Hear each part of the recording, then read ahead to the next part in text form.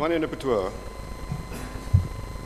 saya mohon mencadangkan bahawa undang-undang bernama satu akta bagi menggunakan sejumlah wang daripada kumpulan wang disatukan untuk perbelanjaan bagi perkhidmatan untuk sebahagian daripada tahun 2009 dan bagi memperuntukkan jumlah wang itu untuk maksud-maksud yang tertentu bagi bahagian tahun itu. Dibaca kali kedua sekarang. Tuan Yang Di-Pertua, peruntukan tambahan perbelanjaan mengurus pertama 2009 ini adalah dibentangkan menurut perkara 100 dan 101 Perlembagaan Persekutuan, iaitu bagi memperolehi kelulusan terhadap perbelanjaan yang tidak diperuntukkan atau terkurang diperuntukkan dalam bajet 2009 yang telah diluluskan terdahulu oleh Dewan Yang Mulia ini.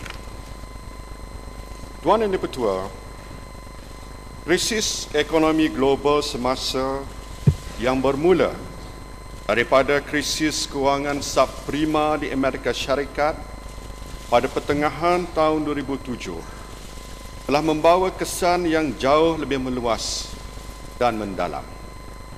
Setelah hampir 2 tahun sejak krisis kewangan global melanda, namun masih belum nampak tanda-tanda kembalinya kestabilan di sektor kewangan dan pemulihan ekonomi negara-negara maju.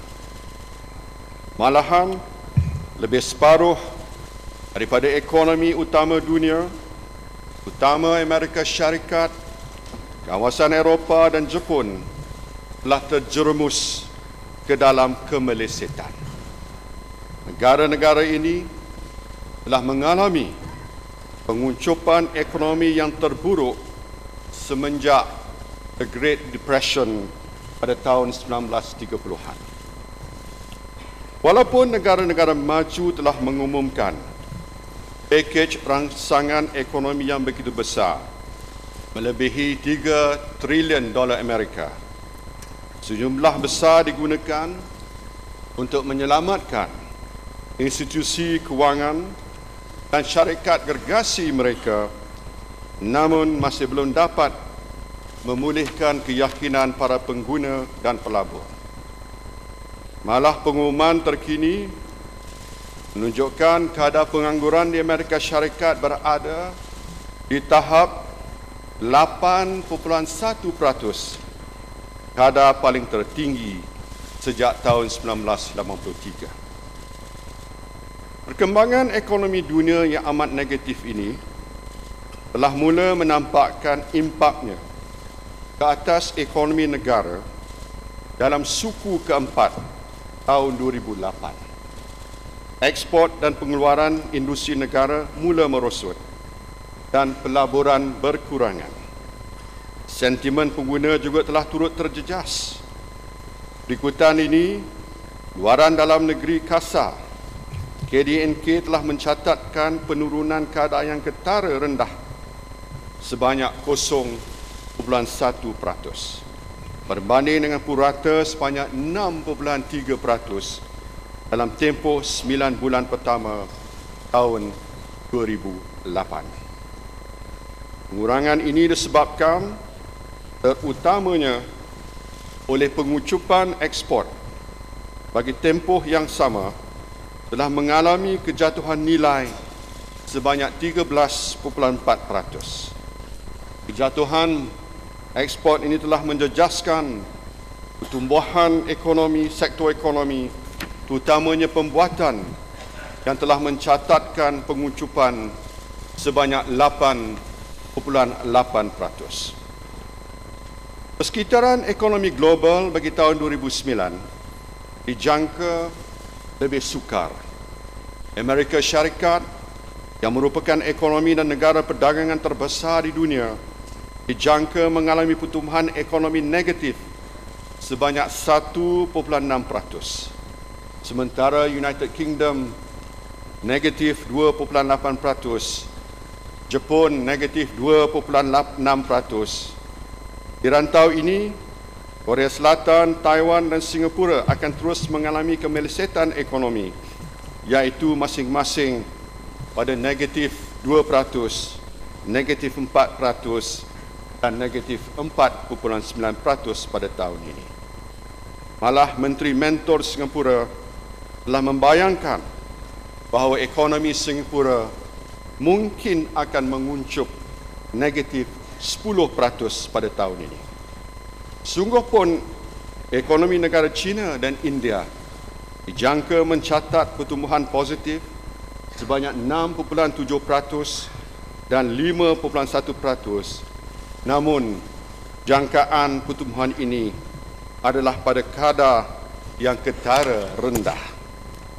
Berikutan perkembangan ini, IMF telah pada Januari 2009 sekali lagi mengurangkan unjuran pertumbuhan ekonomi dunia daripada 2.2% kepada 0.5% bagi tahun 2009. Beberapa hari yang lalu, Bank Dunia juga mengunjurkan bahawa ekonomi dunia akan menguncup sebanyak 5%, iaitu penguncupan kali pertama sejak Perang Dunia yang kedua.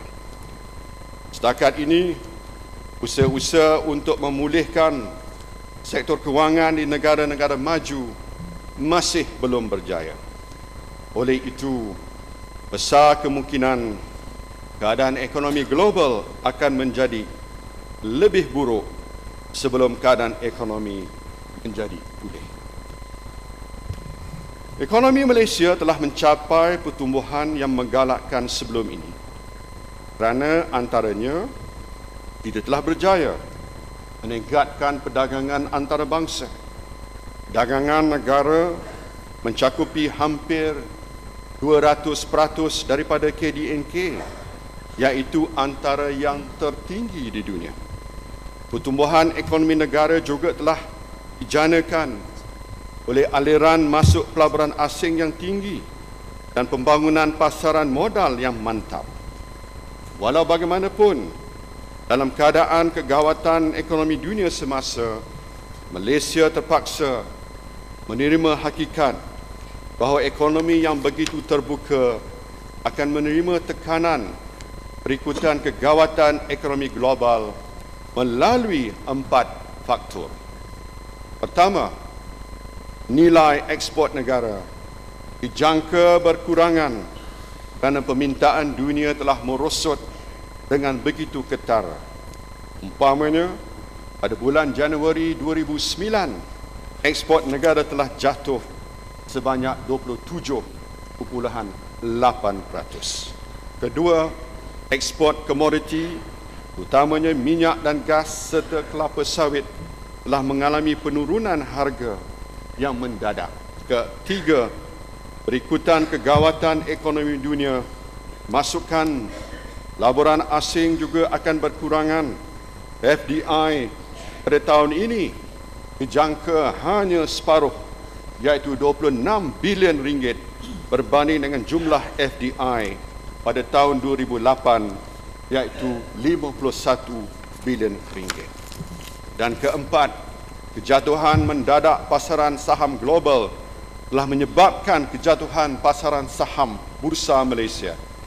Ini memberi kesan negatif kepada sektor perkhidmatan yang biasanya berkembang pada kadar yang tinggi serta mempengaruhi sentimen labor dan pengguna.